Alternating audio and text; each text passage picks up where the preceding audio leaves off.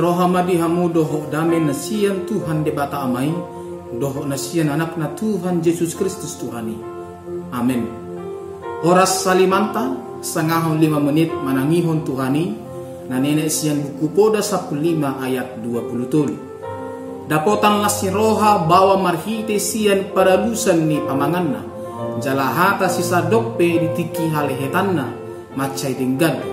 Seseorang bersuka cita karena jawaban yang diberikannya, dan alangkah baiknya perkataan yang tepat pada waktunya. Demikian firman Tuhan. Bahasa atau perkataan sebagai alat komunikasi dan interaksi sosial perlu dijaga baik lisan maupun tulisan. Sebab dari satu mulut keluar kata-kata berkat dan kutuk. Yakobus 3 ayat 10. Kalau kita mau sedikit lebih jujur, bukankah banyak kesulitan dan masalah yang kita hadapi sekarang ini akibat perkataan kita yang sembrono dan tidak tepat pada waktunya? Ikatan kekeluargaan dapat menjadi retak hanya oleh sejumlah kata-kata yang penuh kebencian. Tidak jarang kita mendengar ada banyak pernikahan yang mengalami masalah hanya karena suami atau istri atau keduanya tidak dapat menahan perkataannya. Hubungan pertemanan yang baik pun dapat timbul konflik hanya dari perkataan-perkataan yang kurang bijak.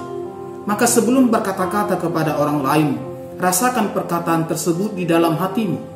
Bayangkan jika Anda menerima perkataan seperti itu, bagaimana apakah perasaan Anda mendengarnya? Jika Anda tidak suka menerima perkataan seperti itu, jangan berikan kepada orang lain.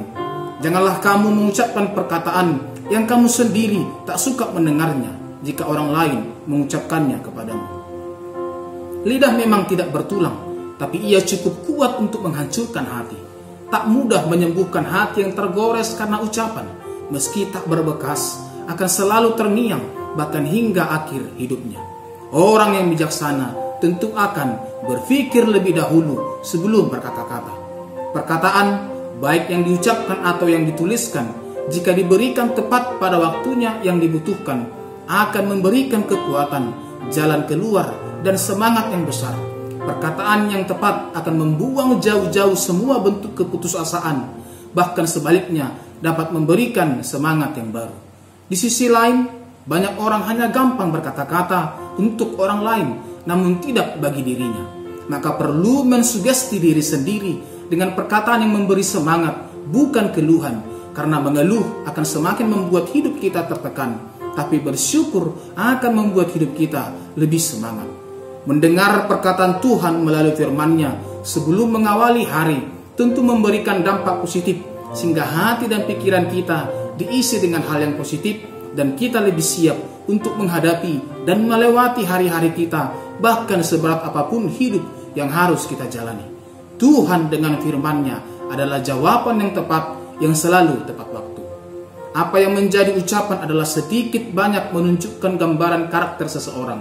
Perkataan adalah cerminan kepribadian. Ada perkataan mengatakan, jagalah pikiranmu karena akan menjadi perkataanmu.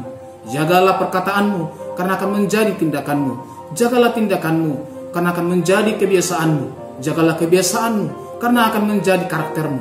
Jagalah karaktermu karena akan menjadi nasibmu. Setiap kata-kata yang sia-sia yang diucapkan orang harus dipertanggungjawabkan pada hari penghakiman.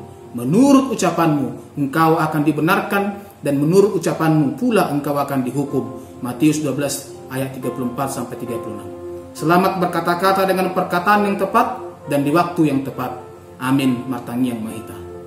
Mulai hati mali Tuhan di hatam menabadiai atau ajari mahami marhite todim asa todimima masu-masu pamangan nami maka tahun hata nauli hata nadinggan tudungan nami jolma terlalu mobi matu diri nami asa marhite hatam nabadi imana mergugoy ho kami madalani ari-ari ni ngulu nami asini rohani Tuhan Yesus Kristus do tolong ni rohani di bata ama dohot persawaran itu di porbadiama nama dongani hamu saluhukna. Amin. Shining God.